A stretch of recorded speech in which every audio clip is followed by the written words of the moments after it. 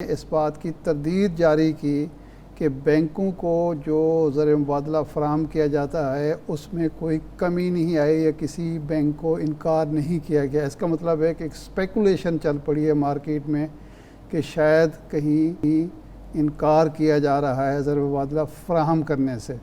ये स्पेकुलेशन जो होती है ये फिर बहुत बड़ी जो मुश्किलात होती हैं इकॉनमी की उसमें इजाफ़ा करती है कि इसका मतलब है कि खुदा न खास्ता हम डिफ़ॉल्ट की तरफ जा रहे हैं। ये ज़ाहिर है एक दिन का अमल नहीं है और IMF के जो अहदाफ हैं वो हासिल हों ना हों, लेकिन जो उनकी शराइत हैं मेरा ख़्याल है पेट्रोल की कीमतों में बेतहाशा इजाफ़े के बावजूद, बिजली की कीमतों में इजाफ़े के बावजूद मौजूदा हुकूमत पूरी नहीं कर पा रही। इसीलिए जो स्टाफ मीटिंग है वहाँ भी इनका मामला तय नहीं पा रहा। और अल्लाह करे कि मिफ्ता इस्माइल साहब जो कहते हैं कि एक आध दिन में एक दो दिन में हो जाएगा, अगर नहीं होता जो जो ये वक्त गुज़र रहा है और वो शराइत पूरी करने की हुकूमत पोजीशन में नहीं है तो ज़र मुबादला के ज़ख़ायर कम हो रहे हैं। मार्केट जो है स्टॉक मार्केट स्पेकुलेशन की वजह से गिर रही है और बाकी जो माशी मामलात हैं, एतमाद इंपोर्टर का एक्सपोर्टर का मईशत से उठ रहा है, और ये सारे मसाइल जो हैं हमें दरपेश हैं। असद उमर साहब हमारे साथ मौजूद हैं, हम उनसे पूछते हैं कि इस वक्त की जो सूरत हाल है। असद उमर साहब, जब आप गए थे IMF में तो मौजूदा हुकूमत का कहना यह है कि आपकी हुकूमत ने इतनी सख्त शायद तस्लीम कर ली कि एक रियासत के तौर पर हम उनसे इनकार नहीं कर सकते वरना हम डिफ़ॉल्ट में चले जाएंगे। तो इतनी सख्त शराइत आपने कबूल क्यों की असद उमर साहब? ये इंतहाई मज़ाक़ खेज़ बात है। मुझे बताएं कि अगर हमारे वक्त में कोई मायदा हो गया था जिसमें हमने सख्त शराइत कबूल कर ली थी, तो फिर ये अभी बातचीत किस चीज़ के ऊपर हो रही है? ये कौन सा स्टाफ लेवल एग्रीमेंट है जिसके ऊपर बातचीत हो रही है? IMF का तरीक़ेकार बड़ा सादा सा तरीक़ेकार है। पाकिस्तान शायद दुनिया के ज़्यादा तजर्बाकार मुल्कों में से है जो बार बार इससे गुजर चुका है। स्टाफ लेवल टीम बैठती है, मिशन आता है IMF का, उसके साथ मुज़ाकरात होते हैं, फाइनेंस मिनिस्ट्री बैठती है, स्टेट बैंक ऑफ पाकिस्तान बैठता है और उस तमाम बातचीत के बाद एक स्टाफ लेवल एग्रीमेंट होता है। उसकी बाकायदा अनाउंसमेंट होती है कि ये स्टाफ लेवल एग्रीमेंट हो गया। फिर उस स्टाफ लेवल एग्रीमेंट में अमूमन कुछ प्रायर एक्शन होते हैं, यानी वो काम जो आपने IMF की बोर्ड की मंजूरी से पहले पहले करने होते हैं, वो अगर आप काम कर लें तो फिर IMF का बोर्ड बैठता है, वो मंजूरी दे देता है। तो ये कौन, दिखा दें हमें कहाँ है ये स्टाफ लेवल एग्रीमेंट, कौन सी अनाउंसमेंट है जो IMF ने की थी? बिल्कुल गलत बात कर रहे हैं, वो मुश्किल में फंस गए हैं, गलत बयानी करके हुकूमत में आ गए हैं और अब संभाला नहीं जा रहा है। तो अब जाहिर है फिर ऐसी किस्से कहानी सुनाएंगे। जी असद साहब, ये मौजूदा हुकूमत इन शराइत के अलावा कौन सी नई शर्त है जिस पे नेगोशिएट कर रही है? मैं इसके अंदर तो सिवाय PDL के आपने कोई भी चीज़ उसके अंदर तफसील नहीं दी ना। उन्होंने उमूमी तौर पे कहा है और ये उमूमी तौर पे जो उन्होंने बात की है ये तो पिछले 30 साल के अगर आप देख लेंगे IMF के मुआहदे तो यही बातें होती हैं। जब भी बैठते हैं तो उस वक्त रेवेन्यू का निज़ाम बेहतर करने के लिए, अखराजात के ऊपर काबू पाने के लिए, तो ये एक उमूमी बात जो है वो हमेशा होती है।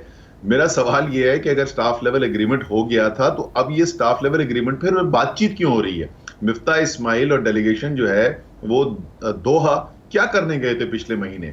अगर स्टाफ लेवल एग्रीमेंट हुआ था तो फिर तो आपने सिर्फ एक्शंस लेने हैं और एक्शन लेने के बाद आपने बोर्ड के पास रख देना है। जैसे आपने इब्तदाइये के अंदर कहा और दुरुस्त कहा, अभी तक पाकिस्तान का मुआहदा जो है वो बोर्ड के एजेंडा पर भी नहीं है।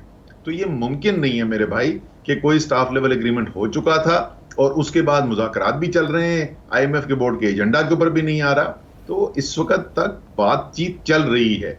क्या बातचीत चल रही है, किन इश्यूज के ऊपर मामला रुका हुआ है, ये तो हुकूमत ही आपको बेहतर बता सकती है। असद उमर साहब, ये तो ठीक है, एक मौक़िफ़ है, हुकूमत का एक मौक़िफ़ है, वो यही कहते हैं कि GST लगाना था वो आपने नहीं लगाया, PDL लगाना था वो नहीं लगाया, इसकी वजह से मुश्किलात पेश हैं। लेकिन ये हमें बताएं, आज बता ही दें कौम को कि आप वज़ीर ख़जाना थे, आप मुज़ाकरात कर रहे थे, आपके बाद साथी ये कहते हैं और ब्यूरोक्रेट कहते हैं कि आप इतनी पाकिस्तान के मफाद में या सख्त अंदाज में बात कर रहे थे कि IMF के बाज़ अफसरान ने कहा कि ऐसा लगता है आप कर्ज़ लेने नहीं कर्ज़ देने आए हैं हमें, ये कोई बात हम कहते हैं आप मानते नहीं हैं।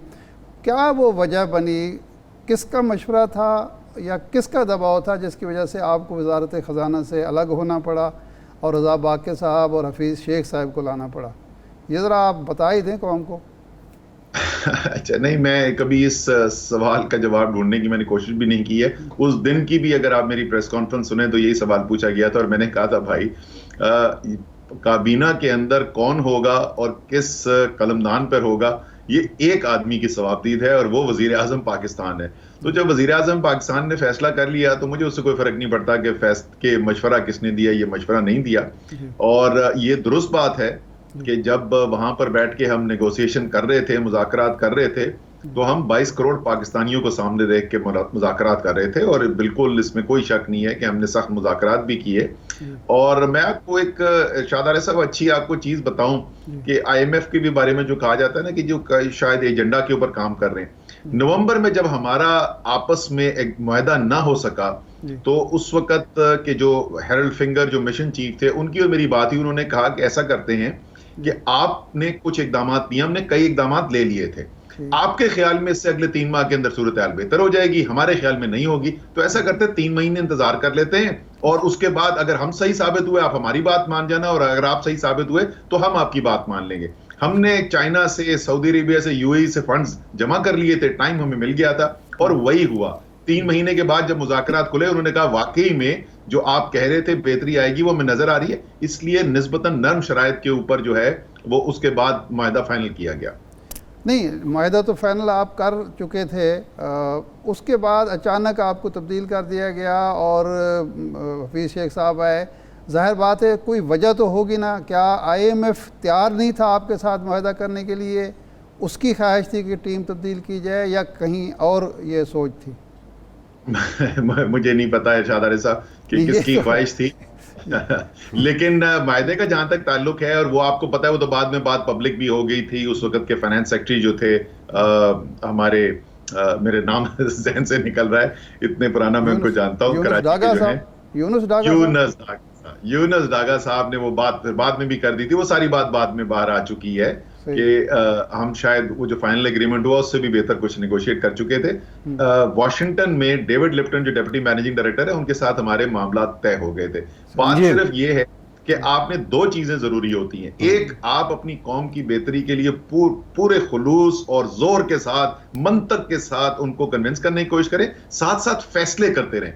प्रॉब्लम यहां पे ये हुआ है कि इन्होंने फैसले किए नहीं और एक गैर यकीनी फजा जो पैदा हुई है उससे इतना नुकसान हो रहा है मईशत का कि जो फैसला कल सख्त करना था आज वो कहीं ज्यादा सख्त करने की जरूरत पड़ रही है। सही। अच्छा असद साहब, ये जो आपकी वजारत ख़जाना के जाने की बात है, एक बात तो हमें समझ नहीं आ रही, इक़दाम जो आपने किए और फिर उसके बाद जो हफीज़ शेख साहब ने किए उनमें फ़र्क क्या है? दूसरा, ये आपको जब हटाया जा रहा था तो पेशगी आरिफ निज़ामी साहब मरहूम इसी प्रोग्राम में उन्होंने ये खबर दी थी और उस वक्त जो हमें ये पता चला था, एक तो शायद IMF की डिमांड भी थी और दूसरा आपके जो अंदरूनी कुछ लोग जो आपको पसंद नहीं करते थे उन्होंने भी इसमें बड़ा किरदार अदा किया था, तो ये तासुर किसी हद तक दुरुस्त था? देखिए ये मैंने भी सब ये बातें सुनी हुई हैं। जैसे मैंने कहा ना, मुझे इससे इंटरेस्ट नहीं है कि किसने क्या मशवरा दिया। मैं MNA का इलेक्शन नहीं जीत सकता इमरान खान के टिकट के बगैर, काबीना का मेंबर बना तो दूर की बात है। तो इमरान खान की जिम्मेदारी है, वोट बैंक इमरान खान का है, जवाब दे वो कौम को है, तो किसको किस पोजीशन पे खिलाते हैं ये मुकम्मल तौर पे उनका फैसला था। लेकिन ये मैं आपको बताऊं कि पहली दफा जब मेरे पास खबर आई ना, हमने ECC के अंदर, मैं उसका चेयरमैन था ECC का, कुछ फैसले किए जो बड़े पाकिस्तान के ताकतवर जो कार्टेल्स है ना उनकी मुफाद में नहीं थे, अवाम के मुफाद में थे, उनके मुफाद में नहीं थे। तो मुझे 2 मुख्तलिफ बीट रिपोर्टर्स की कॉल्स आई, उन्होंने कहा जी आज रात को देखना आपके साथ टीवी पे क्या होने वाला है। मैंने कहा क्या होने वाला है, करे आप देख लेना। और उन्होंने ये भी बता दिया था कि जिस तरीके से हमला किया जाएगा उसका उस मामले से कोई ताल्लुक नहीं होगा। तो ताकतवर कार्टेल्स पाकिस्तान में जो स्टेटस को के हैं वो तो नाराज थे मुझसे, इसमें तो कोई शक नहीं है। अच्छा, सही है। अच्छा, इस वक्त जो सूरत हाल है IMF की तरफ से आपकी मालूमात क्या हैं कि क्या हुकूमत सियासी बुनियादों पर डिले कर रही है, सियासी नताइज से डर कर, या कौमी मफाद के मद्देनज़र IMF की कुछ शराइत तस्लीम नहीं कर रही, इक़दाम नहीं कर रही? मिसाल के तौर पर कहा जा रहा है कि जी वो कहते हैं तनख्वाहों में जो इजाफ़ा हुआ इस पर नज़र षानी करें, उसके अलावा GST लगाएँ, PDL लगाएँ और सब्सिडीज़ जो हैं वो ख़त्म करें। तो ये तो मेरा ख्याल है हुकूमत अवाम का फ़ायदा चाह रही है। देखें, ये तो जाहिर है वो हुकूमत ही बता सकती है, मैं तो कमरे में नहीं बैठा, मुझे नहीं पता कि कहाँ पर मामलात रुके हुए हैं। जी। लेकिन जो सूरत हाल अभी हमें सामने नजर आ रही है वो तो 50 प्याज और 50 लिटर वाली हमें सूरत हाल नजर आ रही है।